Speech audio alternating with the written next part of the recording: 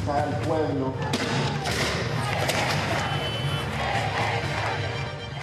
Toda esta gente que estaba en prisión, que estaba detenida por atentar contra la soberanía, contra la paz, contra el pueblo nicaragüense. Menor que o estado do Ceará, a Nicarágua viveu nos últimos 100 anos um pouco de tudo.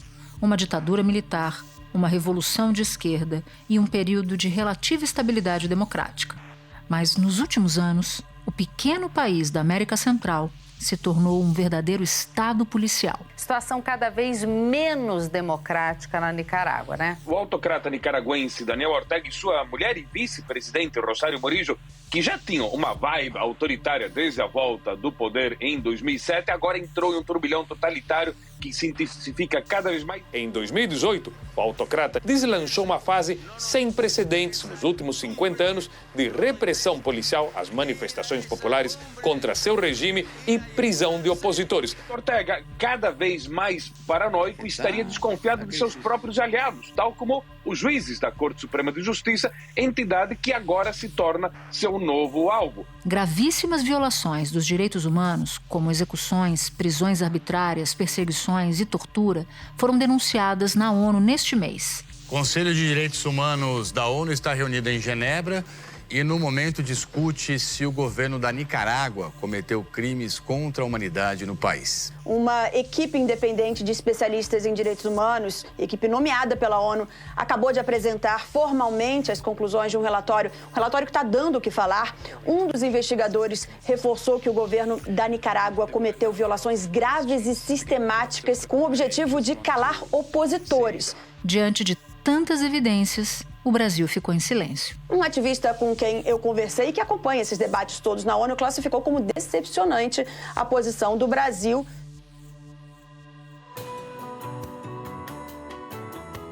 Da redação do G1, eu sou Natuza Neri e o assunto hoje é a Nicarágua e a relação entre Lula e o governo Daniel Ortega. Para entender como a oposição foi calada pelo ditador que governa o país há 16 anos e por que o Brasil silencia sobre os crimes humanitários, eu converso com Paulo Abrão, professor visitante na Universidade de Brown, nos Estados Unidos, e assessor sênior da ONG Artigo 19.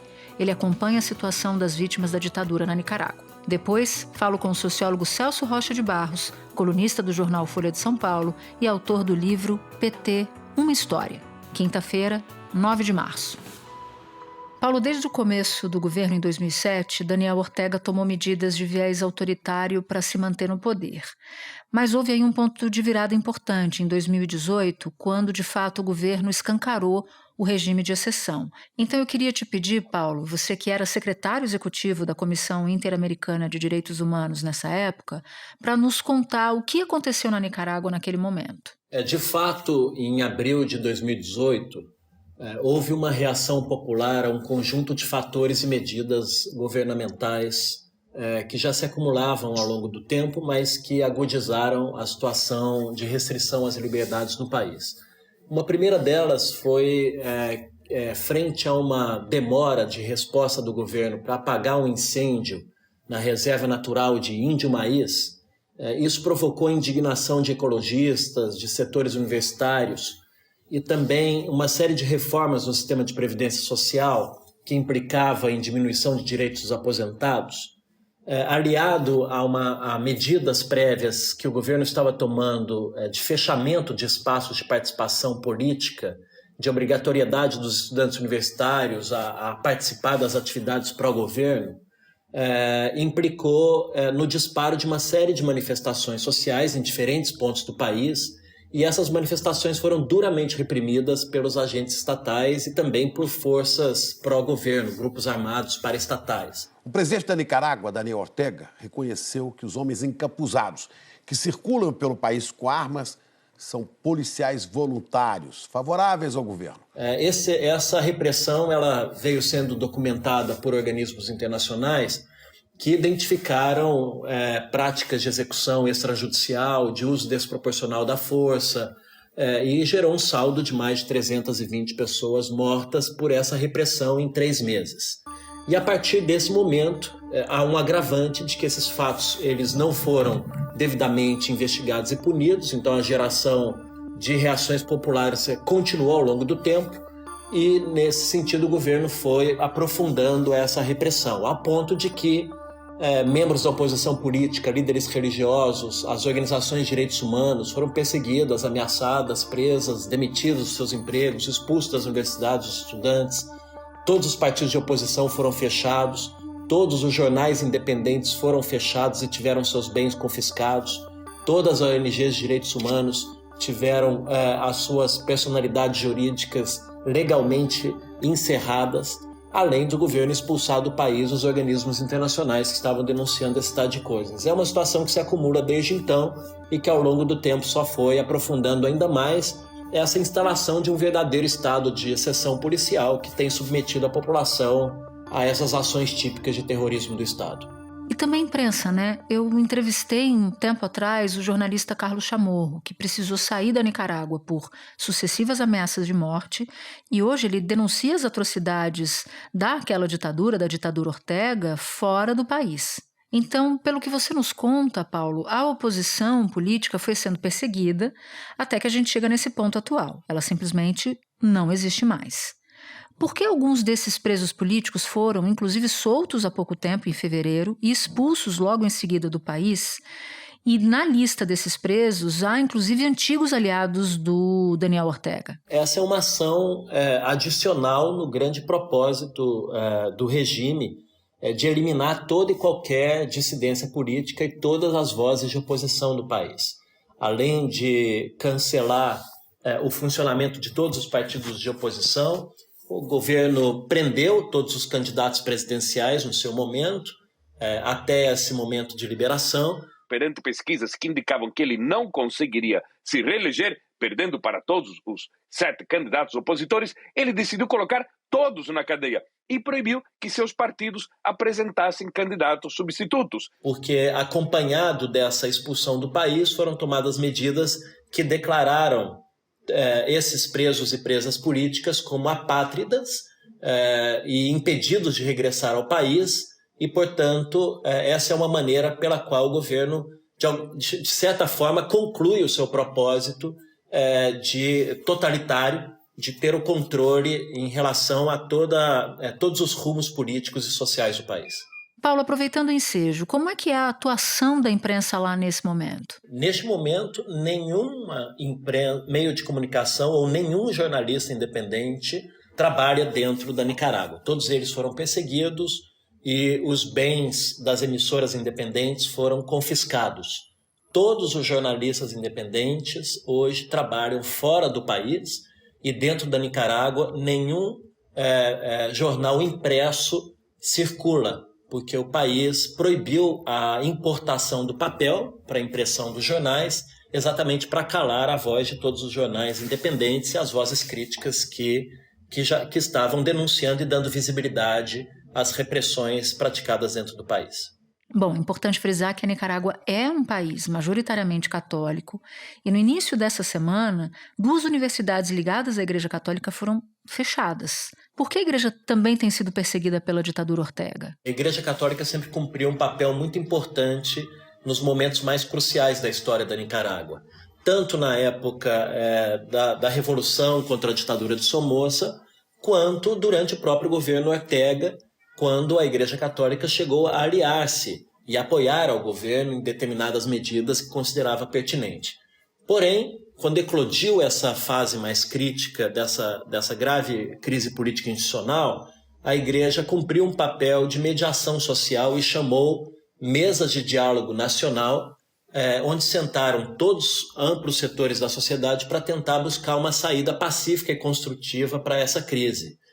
O governo rompeu com esse diálogo, eu mesmo participei diretamente das 3 mesas que aconteceram, mas o governo unilateralmente rompeu com esse diálogo porque adotou uma posição de negação das denúncias de violações aos direitos humanos e também as denúncias de ausência de liberdades democráticas de parte da oposição. Ortega também colocou na cadeia históricas figuras do sandinismo, porque estes estavam afirmando que Ortega havia traído os ideais da revolução. Ortega fechou a quase centenária Academia Nicaragüense de Letras, entidade que ele considerava subversiva. A partir daí, a igreja, então, assume uma postura de proteção aos familiares das vítimas assassinadas, se transforma em um lugar de abrigo dos estudantes expulsos das universidades e também passa a sofrer diretamente repressão diretamente por parte do Estado.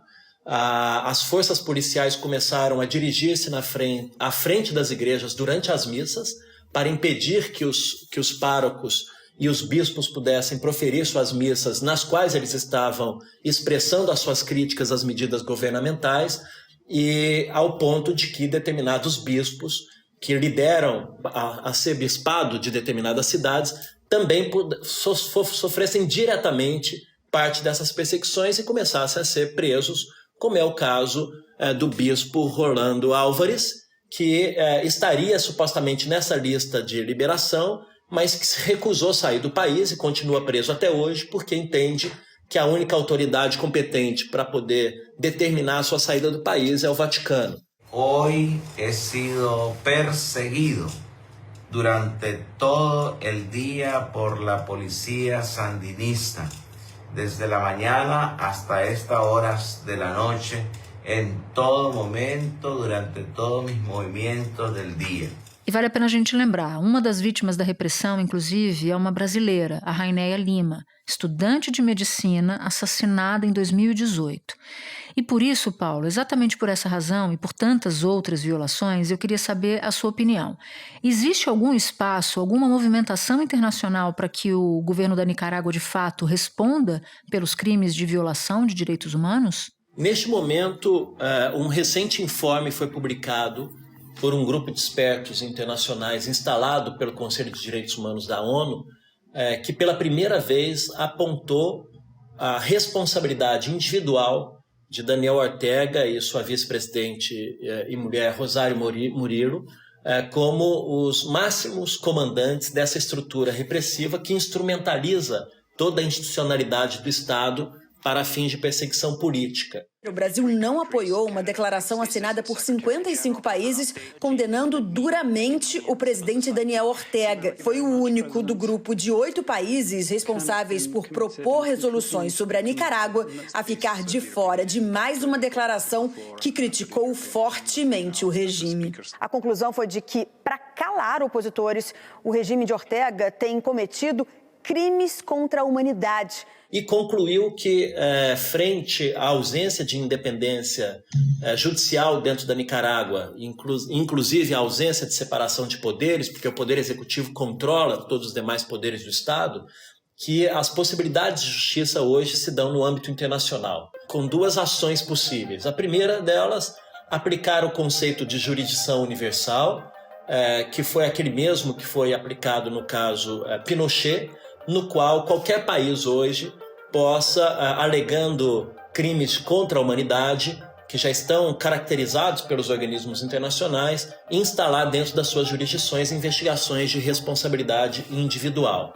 E também fazendo um chamado, como segunda opção de busca de justiça para as vítimas, àqueles países que tiveram vítimas nacionais decorrentes desse Estado repressor, que são especificamente o Brasil, no caso da Rainéia, a França, os Estados Unidos e a Costa Rica, para que eles, dentro das suas jurisdições nacionais, abram essas investigações que tenham consequência imediata na identificação de responsabilidade desses casos, com base também num princípio internacional, que é o princípio do dever de proteção, que obriga os estados a promover a justiça para as vítimas dos seus próprios países. Uma dúvida, o Brasil chegou a abrir uma investigação, alguma investigação como essa que você se refere? Não, os familiares da Rainéia, sua mãe, Maria José, ela tenta que o Ministério Público brasileiro possa levar esse caso adiante, utilizando-se desses princípios internacionais, e eu acho que agora, com esse chamado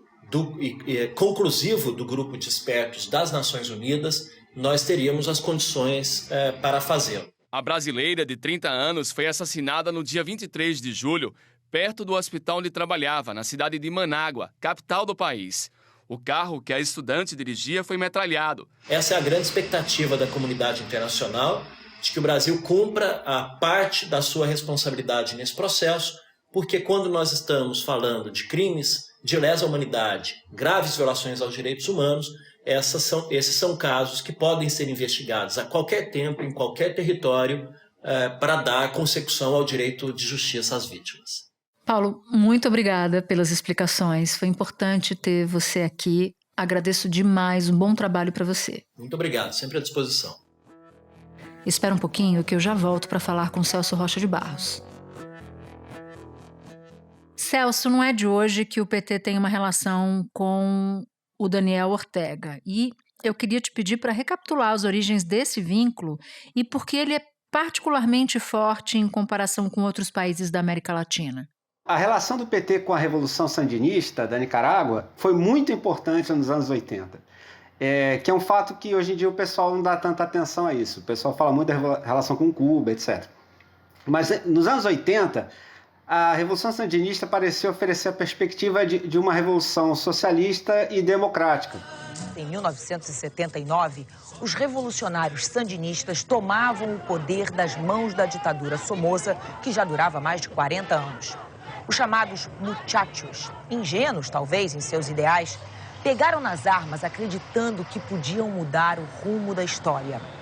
Isso em tempos em que o mundo ainda olhava para as realidades, ou bem pelo lado direito ou bem pelo lado esquerdo. O regime sandinista teve uma relação complicada com a democracia. A primeira eleição que eles fizeram teve boicote da oposição, porque houve conflitos de rua, etc.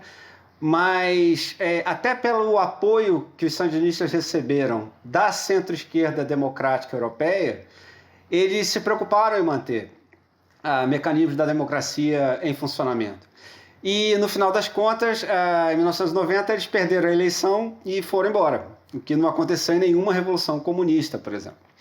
Então, nos anos 80, se você pegasse, não só no PT, mas em grande parte da esquerda mundial, a Nicarágua parecia oferecer a perspectiva de um regime socialista que fosse também democrático.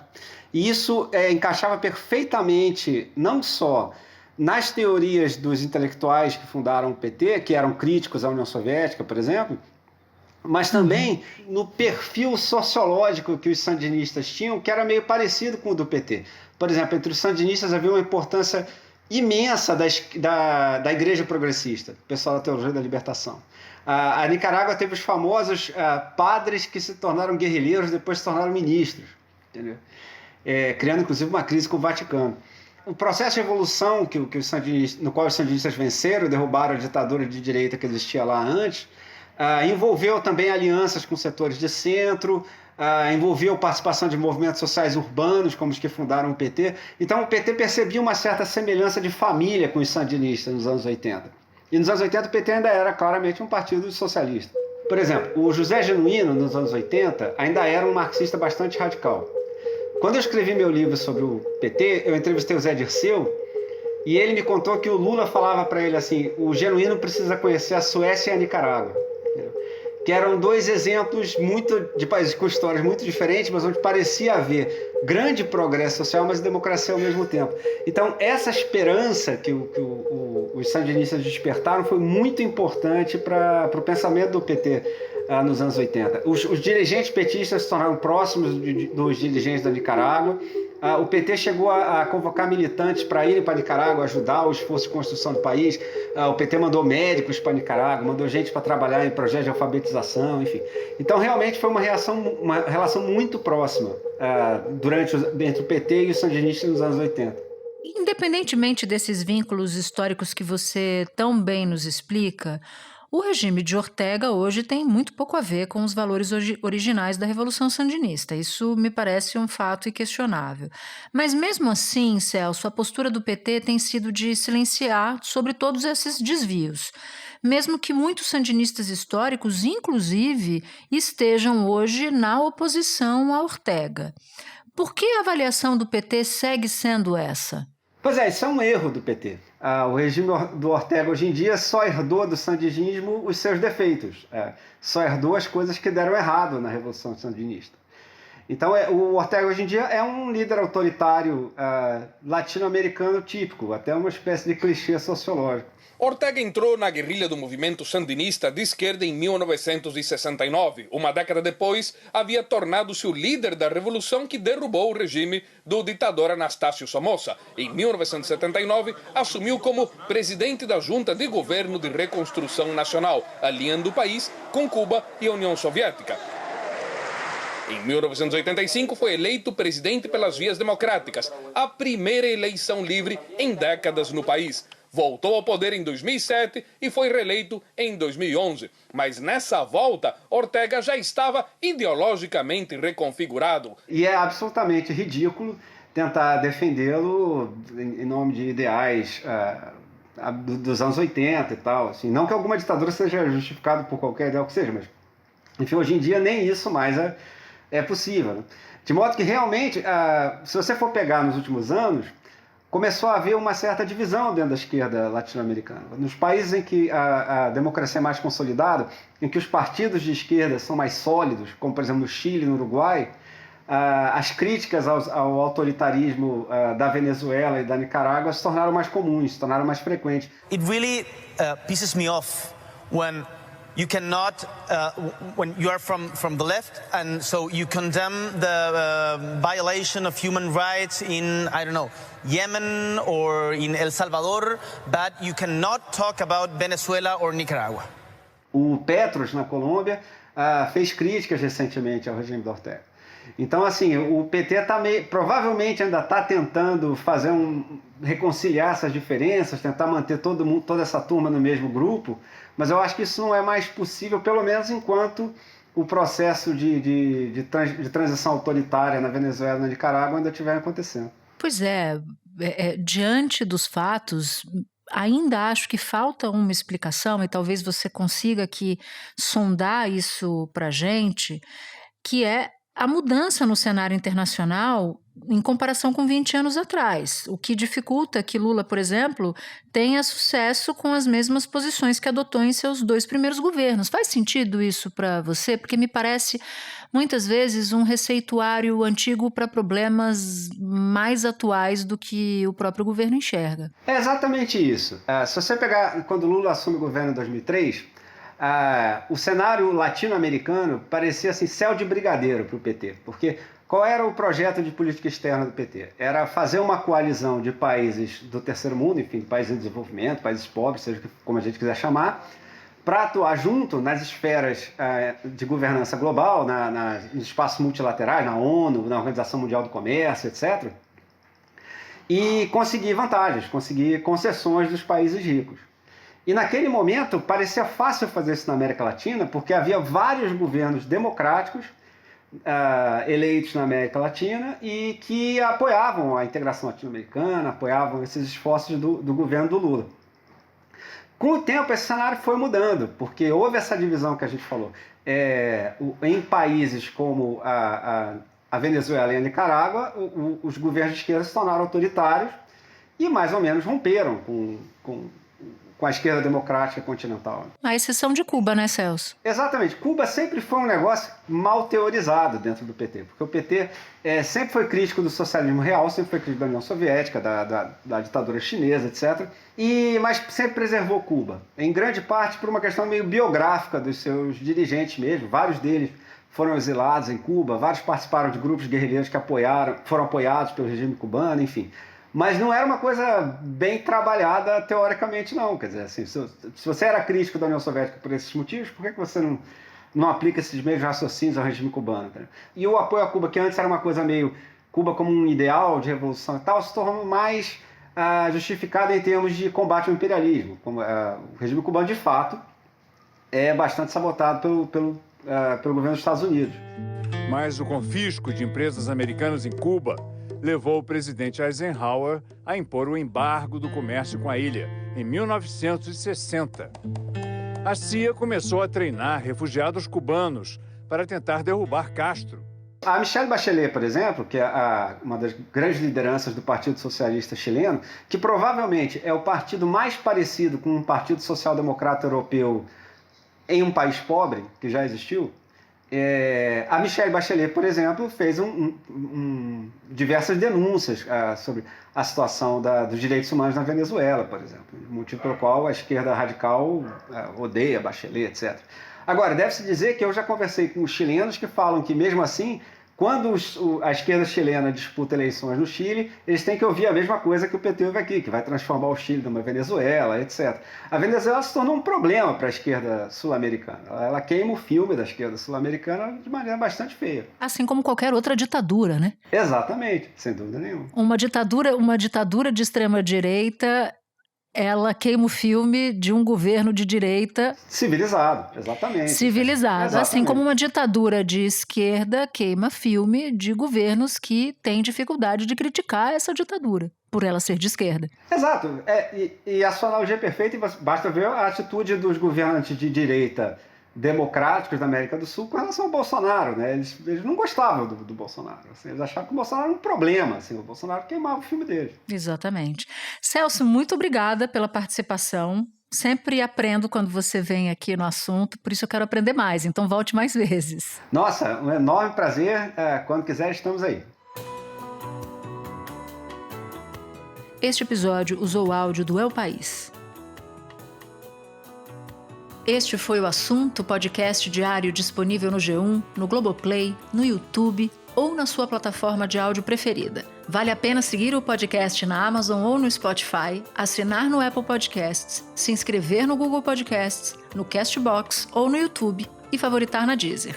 Assim, você recebe uma notificação sempre que tiver um novo episódio. Comigo na equipe do Assunto estão Mônica Mariotti, Amanda Polato, Tiago Aguiar, Gabriel de Campos, Luiz Felipe Silva, Tiago Kazuroski, Etos Kleiter e Nayara Fernandes. Eu sou Natuzaneri e fico por aqui. Até o próximo assunto.